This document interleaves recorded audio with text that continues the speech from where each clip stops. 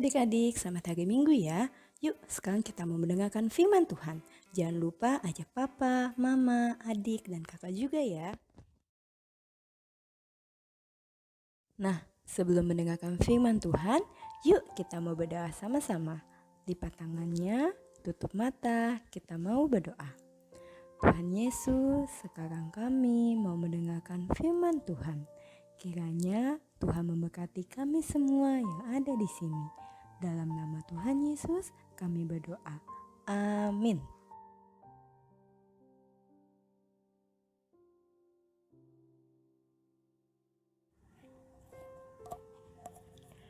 Hari ini kita mau mendengarkan cerita dari Yohanes 9 ayat 1-7.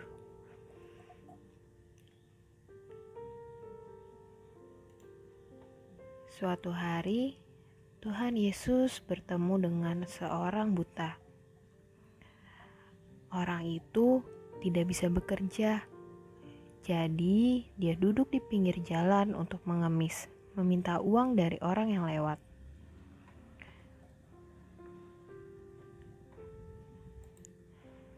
Orang ini sudah buta sejak lahir. Kasihan sekali ya. Dia tidak bisa melihat apapun sejak lahir. Bahkan, dia tidak tahu wajah ayah dan ibunya. Dia juga tidak bisa melihat orang-orang dan benda di sekelilingnya. Hari itu, Yesus dan murid-muridnya sedang berjalan dan melihat orang buta itu. Murid-murid jadi penasaran dan bertanya kepada Tuhan Yesus, "Guru, kenapa orang itu buta? Siapa yang salah? Ayahnya? Ibunya? Atau orang ini yang berdosa?" Tuhan Yesus menjawab, "Bukan salah siapa-siapa, tetapi ada rencana Allah yang harus dilakukan kepadanya." Kemudian Tuhan Yesus mendekati orang buta itu. Kira-kira orang buta itu sudah bisa melihat belum ya? Belum adik-adik. Dia hanya merasakan Tuhan Yesus meletakkan tangannya di matanya. Lalu dia mendengar Tuhan Yesus berkata, "Pergilah, basuhlah dirimu dalam kolam Siloam." Wah, kolam Siloam, pikir orang buta itu.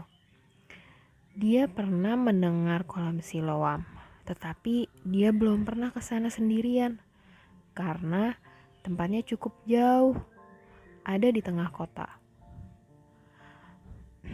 Tapi orang tersebut ingin sekali bisa melihat. Kemudian dia berusaha pergi ke sana. Karena dia masih belum bisa membuka matanya, ia meraba-raba jalan menuju kolam Siloam. Ia bahkan menerobos orang banyak. Di perjalanannya dia juga banyak bertanya-tanya kepada orang-orang di jalan. "Permisi, di mana ya kolam Siloam?" Karena apapun yang dia lakukan, dia akan mengikuti kata-kata Tuhan Yesus. "Permisi, apakah kamu melihat di mana kolamnya?" "Oh iya, kolamnya udah dekat kok, Pak."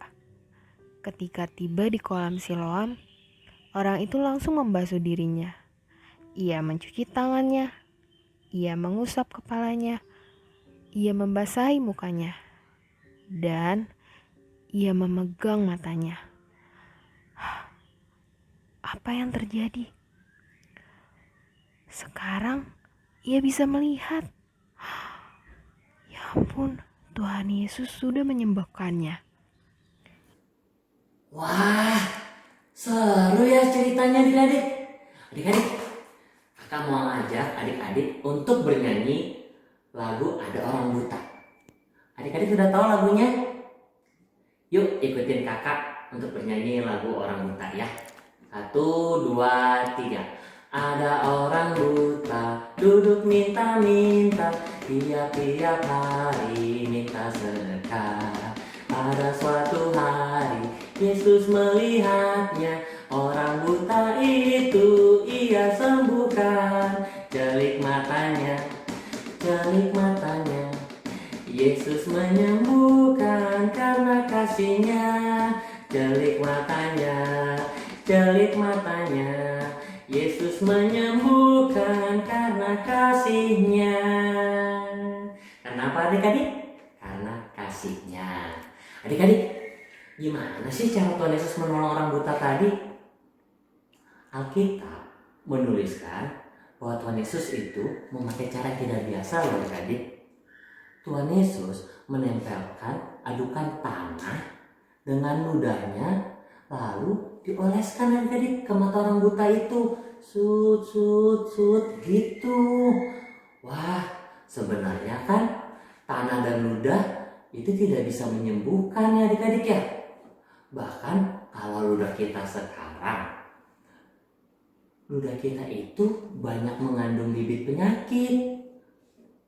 Tetapi adik-adik, berbeda dengan Tuhan Yesus. Ludahnya Tuhan Yesus itu berbeda dengan ludah kita. Kalau ludah kita tadi kan penyakit, kalau ludahnya Tuhan Yesus itu mempunyai kuasa yang sungguh luar biasa loh adik-adik. Nah, adik-adik, cerita ini belum selesai sampai di situ. Selain Tuhan Yesus sudah mengoleskan tanah dan ludahnya ke mata orang buta itu tetap masih harus berusaha sendiri. Ngapain yuk usahanya tadi kalau adik-adik lihat gambarnya? Iya, orang buta itu harus membasuh dirinya ke sebuah kolam. Namanya kolam Siloam. Bukan rumah sakit Siloam ya adik-adik. Ini namanya kolam Siloam. Dia membasuh atau membersihkan dirinya. Dia juga, orang buta itu juga harus mencuci wajahnya, tangannya, badannya sampai bersih. Nah, setelah itu matanya yang tadi yang nggak bisa melihat adik-adik tiba-tiba bisa melihat. Wah!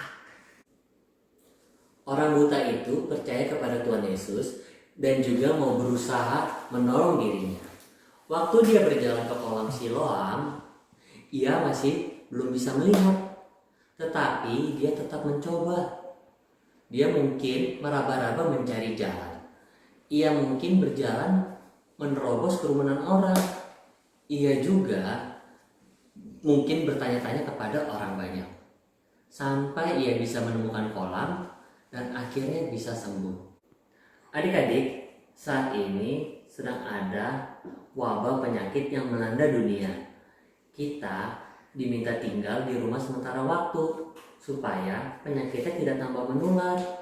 Nah, kalian bisa melihat file ini bersama mama, papa, dan kakak atau adik kalian. Kita percaya Tuhan Yesus pasti menyertai dan melindungi kita. Tetapi kita juga perlu menolong diri kita sendiri. Salah satu yang paling penting adalah kita menjaga kebersihan dengan mencuci tangan, menggunakan sabun, dan tidak sembarangan memegang benda-benda yang ada di sekitar kita.